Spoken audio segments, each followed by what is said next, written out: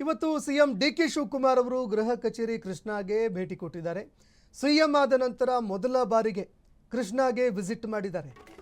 ಗೃಹ ಕಚೇರಿ ಕೃಷ್ಣಾದಲ್ಲಿ ವಿಶೇಷ ಪೂಜೆ ಕೂಡ ನೆರವೇರಿಸಲಾಯಿತು. ಡಿಕೆ ಶಿವಕುಮಾರ್ ಅವರು ಸಿಎಂ ಆದ ಮೇಲೆ ಮೊದಲ ಬಾರಿ ಭೇಟಿ ಕೊಟ್ಟಿದ್ದಾರೆ. ಇದೇ ವೇಳೆ ಗೃಹ ಕಚೇರಿ ಕೃಷ್ಣಾದಲ್ಲಿ ವಿಶೇಷ ಪೂಜೆ ನೆರವೇರಿಸಲಾಯಿತು. ಕರ್ನಾಟಕ ರಾಜ್ಯದ ಹೆಸರಿನಲ್ಲಿ ಪ್ರಾರ್ಥನೆ ಸಲ್ಲಿಕೆ ಮಾಡಲಾಗಿದೆ. ಅಜ್ಜಯ್ಯನ ಫೋಟೋಗೆ ಸಿಎಂ ಅವರು ಪೂಜೆ ಕೂಡ ಸಲ್ಲಿಕೆ ಮಾಡಿದರು. ರಾಜ್ಯ ಸುಭಿಕ್ಷವಾಗಿರಲಿ ಅಂತ ಡಿಕೆ ಶಿವಕುಮಾರ್ ಅವರು ಪ್ರಾರ್ಥನೆ ಮಾಡಿದ್ದಾರೆ. ಉತ್ತಮ ಮಳೆ ಬೆಳೆಯಾಗಲಿ ಅಂತ ಪೂಜೆ ನೆರವೇರಿಸಿದ್ದಾರೆ. ಇನ್ನು ಪೂಜೆ ಬಳಿಕ ಶಾಸಕರನ್ನ ಸಿಎಂ ಡಿಕೆ ಶಿವಕುಮಾರ್ ಅವರು ಭೇಟಿ ಮಾಡಿದ್ದಾರೆ.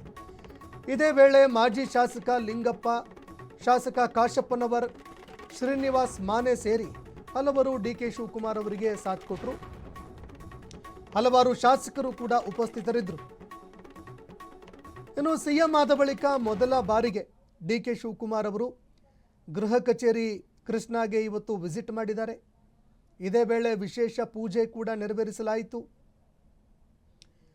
ಅಜ್ಜಯ್ಯನ ಪೂಜೆ ಕೂಡ ನಡೀತು.